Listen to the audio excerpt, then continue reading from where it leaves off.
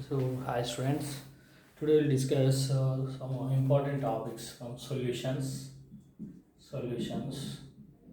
So, video one. So, in this, want hops, want hops, want hops, dilution solutions. Theory of dilute solutions. Theory of dilute solutions. One of theories of dilute solutions. So, in his theory, according to him, dilute solutions, the solute in the dilute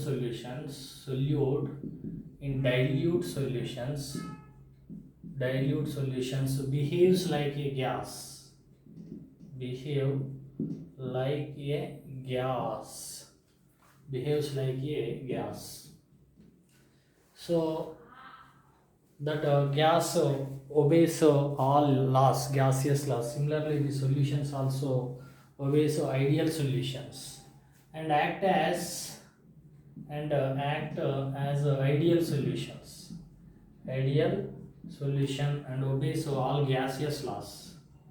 Obeys all gaseous laws. So the dilute solutions, the solute is behaves like that. So ideal solutions mean obeys Raoult's law. Raoult's law. Raoult's law obeys. That mean the partial pressure of the solution is the pressure of solution is directly proportional to the mole fraction of the solute. Mole fraction of solute. You know that. So next to abnormal molar mass. In this he explained very well about abnormal molar masses. Abnormal molar mass. Molar mass. Abnormal molar mass. So abnormal molar mass means generally in the solution, the solute, if it is a ideal solution, it will not dissociate and not associate. But really, the solutions are non-ideal solutions. Really, the solutions are non-ideal solutions. That means the solute may be undergo dissociate or undergoes associate. The solute may be dissociate or associate in the solution. So if the solute undergoes dissociate, or the number of particles increases. Number of particles increase, and solute undergo dissociate, number of particles decreases. Number of particles increases. If solute undergo dissociate, ionization, the number of particles increases. If it is undergo association, the number of particles decreases. So colligative properties depends on the number of solute particles. Colligative properties depends on number of solute particles present in the solution. So for the dissociation case, number of particles increases, colligative properties also increases than expected values. So in this case, the number of particles, colligative properties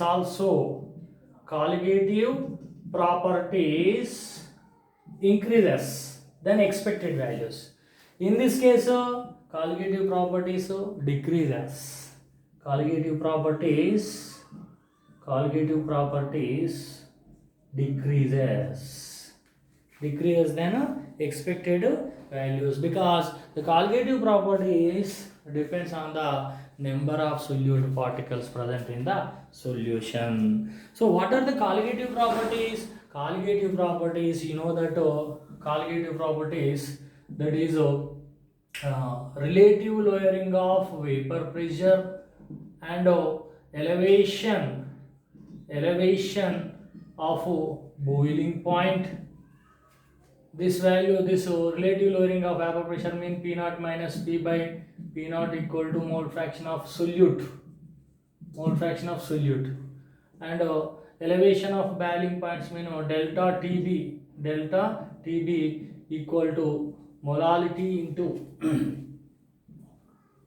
delta TB equal to Kb into molality, And the third, depression in freezing point. Depression in a freezing point of solution. So that is delta TF equal to KF into molality. Here KB, KF are constants. This is the ebullioscopic constant. This is the cryoscopic constant. And the last fourth one is osmotic pressure. Osmotic pressure. That is pi value. Pi equal to CST. So these are the colligative properties. These properties completely depends on number of solute particles present in the solution. So here for the solute, if dissociate, number of particles rises, so colligative properties, these values, so these properties are increases than that of expected values. For example, if you see, for example, NaCl solute, for example, NaCl 58.5 grams of NaCl is added to 1 kilogram of water, 1 kg water if you add, then it should be split into two particles. We are expecting it is not associate or dissociate, but this species is split into ions. So the particles size, the particles mass also divided into two halves. Mass also divided, it gives two particles. It gives two particles. So mass also split into two particles. So that is 29.25 grams. Mass of each particle is considered as 29.25 grams. So here the particle is splitted, dissociated into two parts. So if NaCl added to 1 kilogram of water, we are expecting elevation of boiling point, delta TB, elevation of boiling point, we are expecting that is if it is not a dissociate, that value we are expecting 0.54, 0.52 we are expecting, 0.52 Kelvin we are expecting. But really due to dissociation,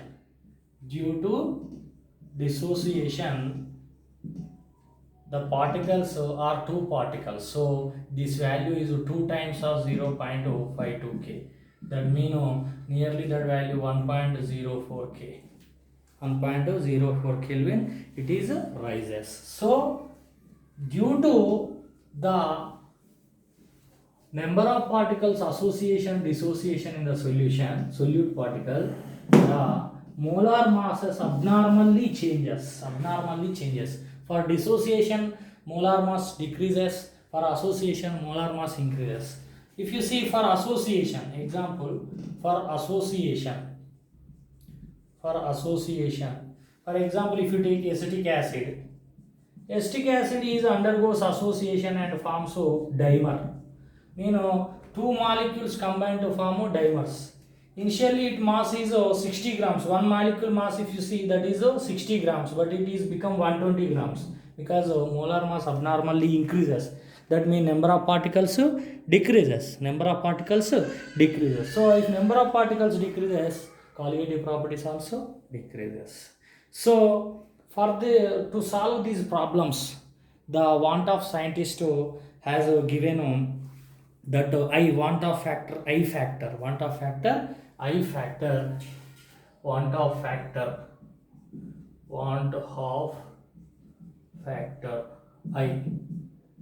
has given. So what is the want of factor? Want of factor I equal to the number of moles of particles dissociated or associated.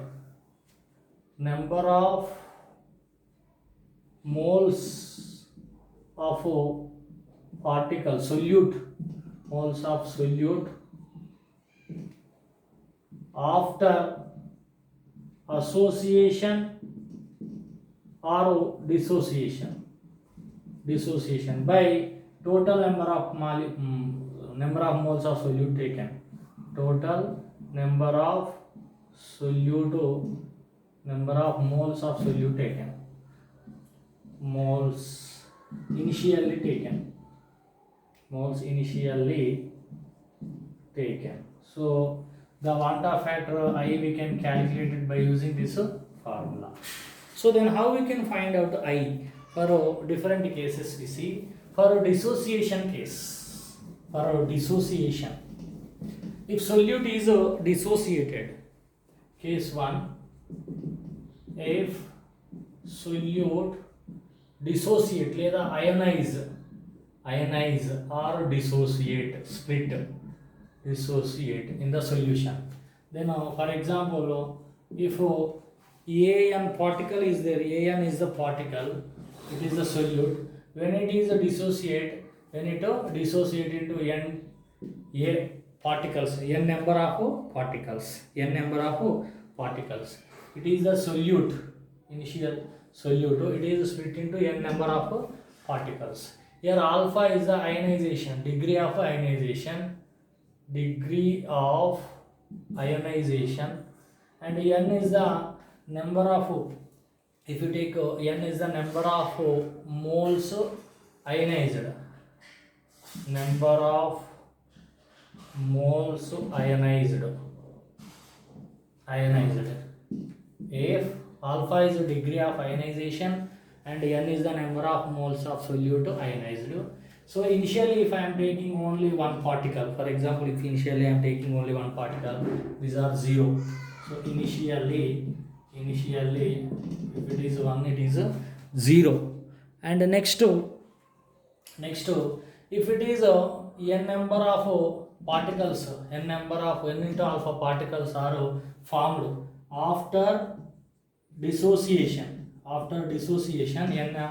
alpha particles formed, these are formed 1 minus alpha formed. So after ionization or dissociation,